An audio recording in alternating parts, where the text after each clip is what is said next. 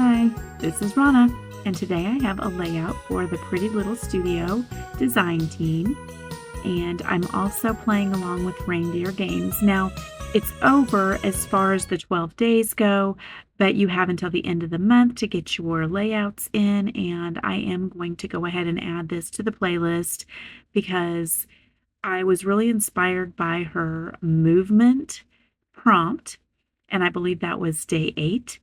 And I had this idea, and I really wanted to go ahead and do it, even though I didn't have time to do it on the 8th.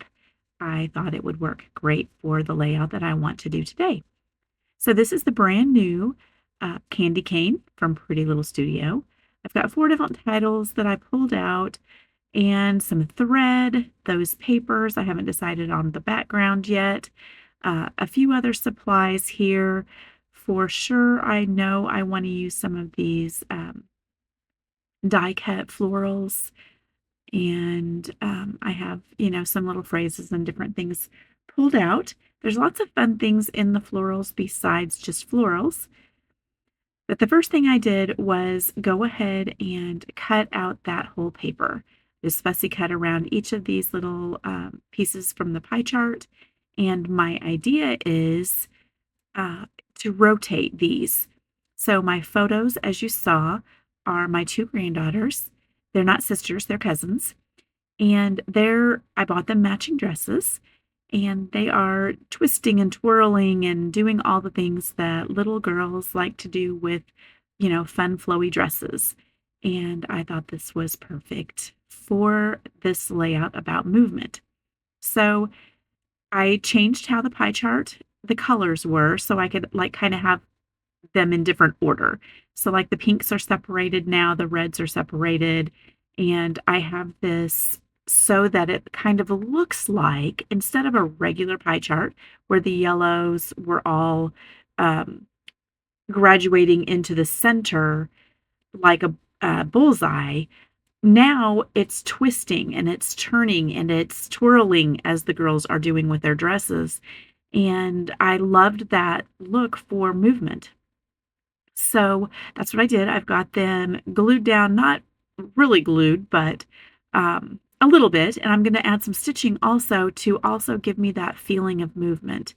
Now I just moved things around, and as you can see from the light pink up there at the top in the center, there's Christmas trees on that one, and I switched it around so that those Christmas trees would not be upside down, if you're wondering why I did that. And now I'm going to go through this beautiful florals pack, and I did buy 2 of this pack. There's so many fun things, and they're not just normal floral bunches. There's little candies in here, as you can see. There are very unique poinsettias and just different florals, and the greenery is gorgeous, as it always is.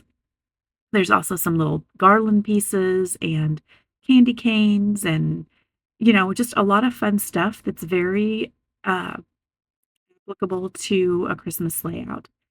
So I decided on the pink, and yes, I did gut it in, just a circle. Do I have probably 100 sheets from this collection?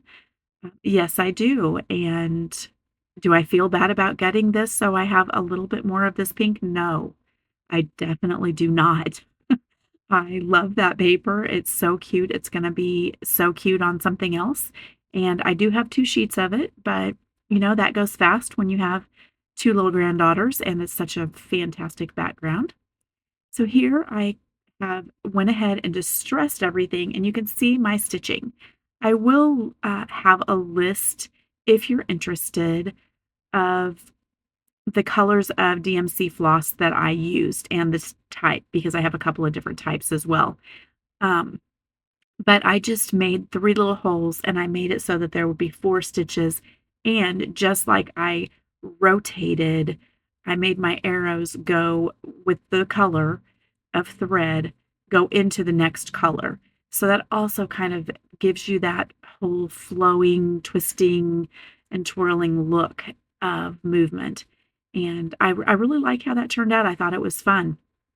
So I'm going to go ahead and start putting my layout together now with a few embellishments. This is not a heavily embellished layout at all. The background paper was the star of the show, and I don't want to cover up a lot of it.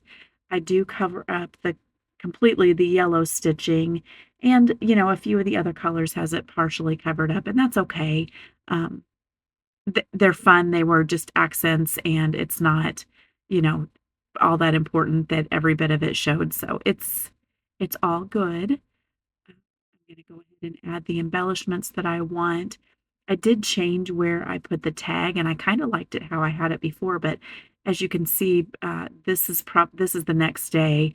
I've got a different shirt on, and I know I had done my stitching in the evening, uh, and came back to this the next morning. So I did add white paper. I think I showed you the back of this, but I did add some white paper behind the circle just to hold everything together.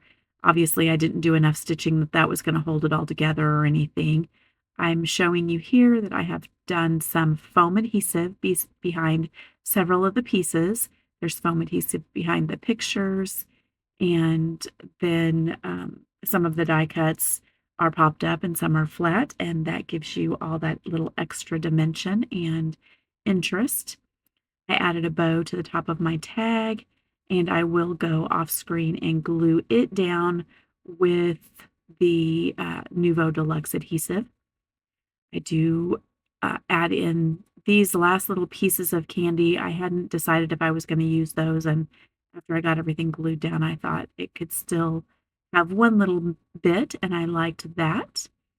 I will off screen also, you'll see in the final pictures, change where I have the other candy that's wrapped at the top.